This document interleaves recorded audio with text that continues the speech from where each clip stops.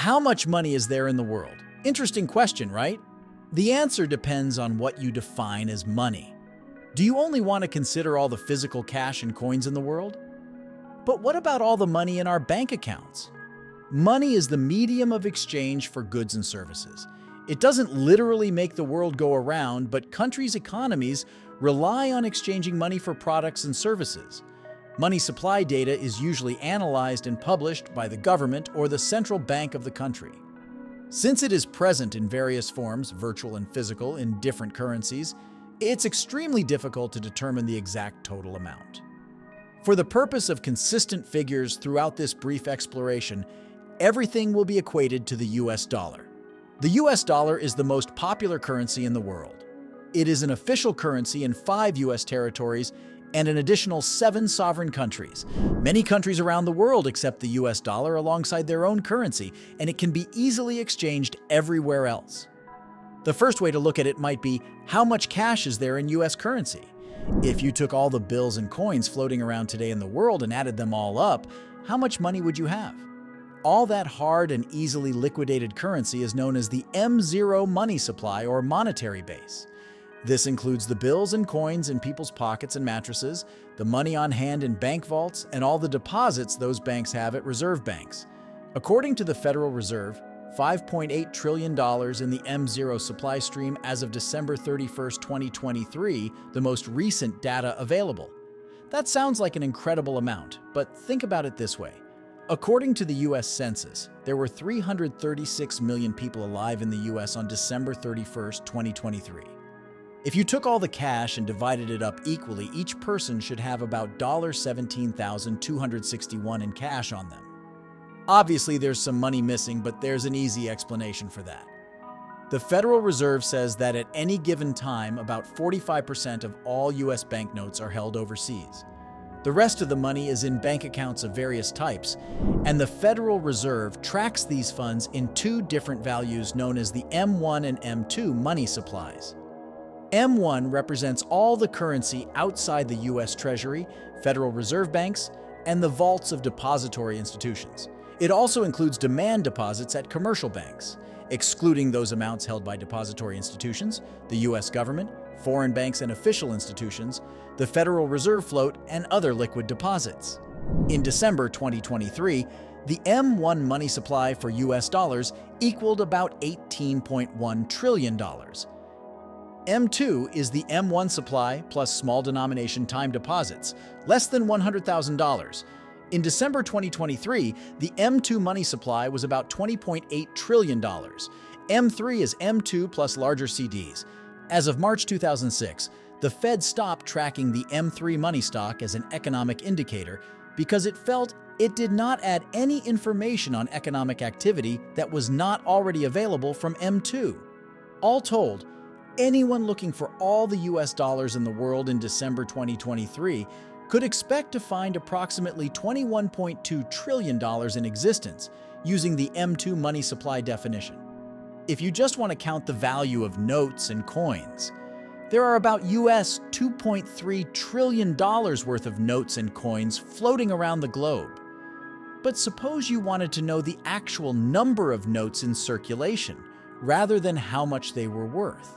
At the end of 2023, the Fed estimated there were 50.6 billion notes, ranging from humble $1 bills to mighty $10,000 bills, in circulation. This information is updated annually. So now that we have figured out the US money supply as much as we can, what about the rest of the world? Worldwide, projected at around $5 trillion. This is the sum of all the minted money of all currencies in circulation. However, the figure that we may be more interested in can be referred to as broad money, or M3. This figure accounts for all funds in checking, savings, and money market accounts. It's essentially all digital money owned by anyone, anywhere. This figure runs much, much higher, with an estimated $80 trillion in worldwide funds. The combined gross domestic product of all countries is projected at $142 trillion. Currently, the world owes about $220 trillion in debt, and the world's total property value is somewhere around $220 trillion as well. While these astronomical figures could really throw a wrench in our answer, For all intents and purposes, let's just use the nice round figure of $80 trillion, as it most closely fits the definition of how much money is in the world. Now, what would that number look like if we considered more than just the US dollar? There are 180 currencies in the world that are recognized by the United Nations. Of these 180, the most valuable currency is the Kuwaiti dinar. Used primarily in Kuwait, an oil-rich country in Southwest Asia, one Kuwaiti dinar has the equivalent value of $3.24. Therefore, in Kuwaiti dinar, the total value of all currency in the world is just 24.7 trillion KD. Amazingly, all four of the world's most valuable currencies come from the Arabian Peninsula. They are the Kuwaiti dinar, the Bahrain dinar, the Oman rial, and the Jordan dinar, respectively. On the flip side, right next door, Iran has the world's least valuable currency. One US dollar has the equivalent value of 41,994 Iranian rial. Therefore, in Iranian rial, the total value of all currency in the world is an unfathomable 3.36 quintillion IRR. That number looks like this. The smallest banknote printed in Iran is worth 100 IRR, which has the equivalent value of about 1/4 of a cent. There is also a 100,000 IRR note. The Vietnamese dong prints the banknote in current circulation with the highest denomination, 500,000 VND. However, the Vietnamese dong is the second least valuable currency in the world. One US dollar is worth 23,194 VND. Therefore, even a banknote worth 500,000 VND has the equivalent value of just $21.56. The currency with the highest banknote denomination in history was the Zimbabwean dollar, which went out of circulation in 2009 as its value plummeted. In an attempt to cope with a plummeting currency, the Zimbabwean government printed a banknote with a denomination of 100 trillion ZWD. At the time, this was only worth about 40 cents. Therefore, if we equate the estimated $80 trillion that exists in the world today to the extinct Zimbabwean dollar, the total value of all currency on Earth is about 20 octillion ZWD. That number looks like this. If you printed that much money in 500 ZWD notes, the volume of the notes would be approximate to the volume of the Earth itself.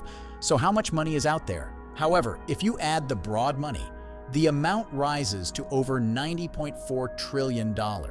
This amount further increases when you include bitcoins and other cryptocurrencies.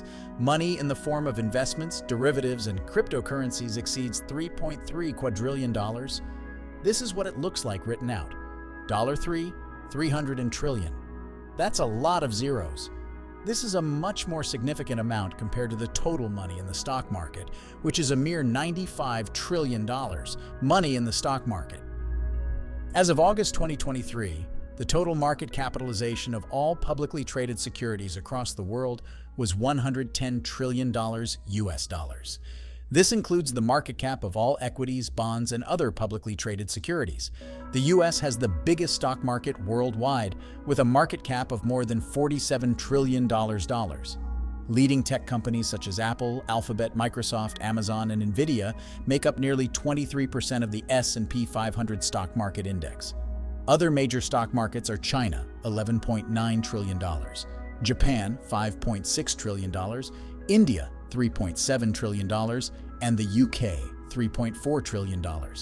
The market cap of all publicly traded securities represents the overall value of the global financial system. It can also be seen as a measure of the total wealth of investors worldwide. Money in real estate, according to Savills, a well-known real estate service company, the global value of real estate is estimated to be over $326 trillion as of 2023. This is more than the value of the world's bonds and stocks combined. About 79% of the entire real estate market consists of residential properties. These are places where people live, like houses and apartments. The rest, 21%, is made up of commercial real estate. This includes office buildings, stores, and factories. Money in cryptocurrencies? According to CoinMarketCap, the total market cap of all cryptocurrencies is $1.09 trillion as of 2023. It represents a small portion of the total money in the world.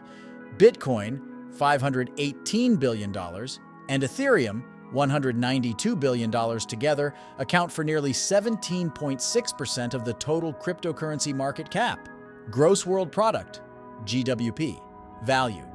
According to the Central Intelligence Agency, the gross world product, combined gross national product of all countries in terms of purchasing power parity, PPP, in 2023 is approximately $134.08 trillion. Wealth distribution. Wealth is distributed very unevenly among people. Astonishingly, the richest 1% of individuals on Earth own more than half of the world's wealth, while the bottom 50% of individuals own less than 1% of the world's wealth. This inequality is more pronounced in the United States, where the richest 1% of individuals own more than 40% of the country's wealth. According to Snopes, 735 billionaires collectively own more wealth, $4.5 trillion, than the bottom half of the U.S. households, $4.1 trillion. In the 2023 list of the world's billionaires, Forbes included 2,640 billionaires with a total net wealth of $12.2 trillion. Surprisingly, the top 81 billionaires have more wealth than half of the world combined. Future of the money. The total quantity of money in circulation will increase in the future as more investments flow in, and developing countries stabilize their economies. However, the use of physical money will reduce in the coming years. We are entering a digital economy, and as digital payments gain more popularity, the amount of physical money will likely fall even further. Cryptocurrencies are likely to play a significant role there. The underlying technology behind cryptos, blockchain, will find broader applications in various financial and non-financial sectors. This could potentially revolutionize the way transactions and record-keeping are done. Many countries are moving toward becoming cashless societies where digital payment methods like contactless cards, online banking, and mobile wallets are more prevalent. In Sweden, for example, only 20% of all transactions are now made in cash. Their national bank forecasts that the amount of physical money circulating in the country will be reduced by 50% by 2050. Furthermore, many countries have started developing central bank digital currencies, CBDCs. A few, including the Bahamas and Nigeria, have even implemented them. CBDCs are digital tokens issued by a central bank. They are similar to cryptocurrencies, but since they are issued and regulated by the nation's monetary authority, they are much safer and more stable. It is still too early to predict the impact of CBDCs on the global financial system. Nevertheless, CBDCs hold the promise of making payments faster, cheaper, and more inclusive. Things would be a lot easier on Desjardins and foreign exchange market analysts if we only had a single currency used by every country on the planet. So why don't we? Pros and cons of a universal currency. The concept of a single worldwide currency has been suggested since the 16th century and came close to being instituted after World War II. Yet the idea remains little more than that. Proponents argue that a universal currency would mean an end to currency crises like Zimbabwe's. A single currency wouldn't be subject to exchange rate fluctuations because there would be no competing currencies to exchange against. In other words, a universal currency would lose its value as a commodity bought and sold on open markets and would have value only for its worth in buying other commodities. To put it plainly, money would become just money. Its purchasing power would be the result of the adjustment of interest rates and other monetary policy tools in response to inflation or deflation. Who would be responsible for adjusting those interest rates, though? One of the chief fears among opponents of a universal currency is the creation of a central body formed to oversee the monetary policy for a single world currency. An extant international body, the United Nations, UN, provides an example of the potential pitfalls and strengths a central global monetary body could expect. Successes like peace-building missions in nations as disparate as El Salvador, Mozambique, and the former Yugoslavia attest to the power a unified international body can have to resolve conflict. On the other side of the coin, the UN's Intergovernmental Panel on Climate Change, IPCC, is widely accused of replacing science with diplomacy, as nations responsible for contributing to climate change aren't openly taken to task in IPCC reports. These reasons and others continue to prevent the adoption of a universal currency. Perhaps closer on the horizon is the integration of separate currencies within regions into unified currencies. This has already occurred in some areas. The most famous example is the euro. As of 2023, 20 countries in Europe use the euro instead of their local currencies. Some of the benefits of using the euro are that it makes it easier to compare prices between countries and easier, cheaper, and safer for businesses to buy and sell within the euro area and to trade with the rest of the world. At the same time, there are significant disadvantages. For instance, a debt-laden country is no longer able to devalue its own currency to make its goods more attractive to buyers from other countries. The financial troubles of countries like Greece and Spain in the 2010s were exacerbated, some experts say, by the fact that they used the euro.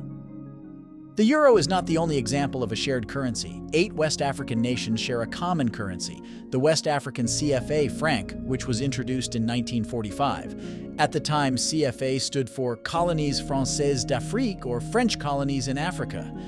A further 6 Central African countries use the CFA franc as well, though the meaning of the initials has changed. It now stands for Communauté Financière Africaine, African Financial Community in West Africa, and Coopération Financière en Afrique Centrale, Financial Cooperation in Central Africa, in Central Africa. This currency was renamed the ECO in 2019 and is pegged to the euro, but implementation has been delayed until 2027, first because of the coronavirus pandemic, but also due to macroeconomic issues. In 2008, Central American nations agreed to create a single currency for the region, but as of 2023, it has not happened. Instead, every Central American country, with the exception of Costa Rica, accepts the US dollar, although they all have their own currencies except for El Salvador. In January 2023, Brazil and Argentina announced plans to start work on a common currency, which they would invite other Latin American countries to join. Experts say it could take many years for this currency to become a reality, if ever. What do you think about this topic? Thank you for watching us. Don't forget to like the video and subscribe. See you in other videos.